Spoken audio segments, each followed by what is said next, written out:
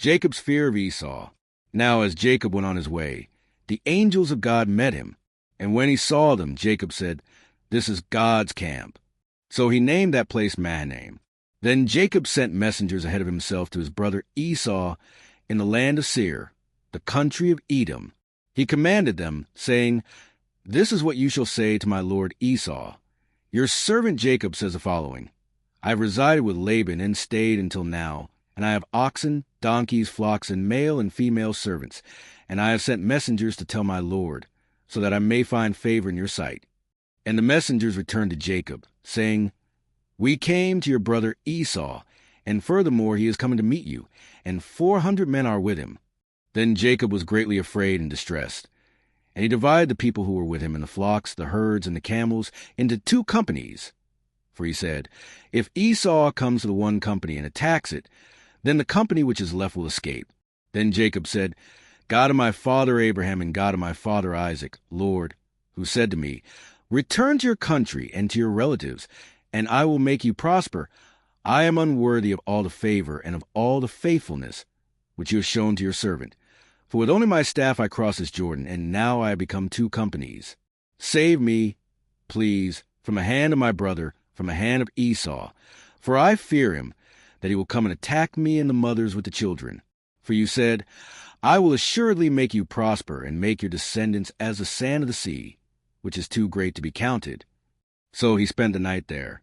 Then he selected from what he had with him a gift for his brother Esau, 200 female goats and 20 male goats, 200 ewes and 20 rams, 30 milking camels and their colts, 40 cows and 10 bulls, and 20 female donkeys and 10 male donkeys. Then he placed them in the care of his servants, every flock by itself, and said to his servants, "Pass on ahead of me, and put a space between flocks." And he commanded the one in front, saying, "When my brother Esau meets you and asks you, saying, 'To whom do you belong?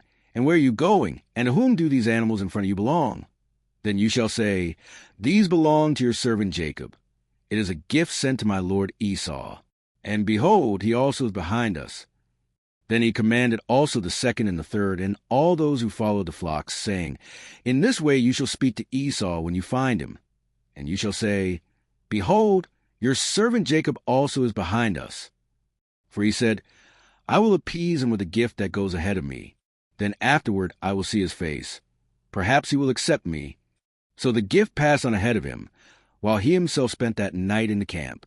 Now he got up that same night, and took his 2 wives, his 2 female slaves, and his 11 children, and crossed the shallow place of the Jabbok. He took them and sent them across the stream, and he sent across whatever he had. Jacob wrestles. Then Jacob was left alone, and a man wrestled with him until daybreak. When the man saw that he had not prevailed against him, he touched the socket of Jacob's hip, and the socket of Jacob's hip was dislocated while he wrestled with him.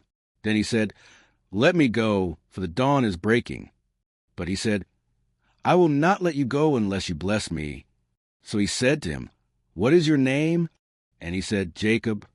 Then he said, "Your name shall no longer be Jacob, but Israel, for you have contended with God and with men, and have prevailed."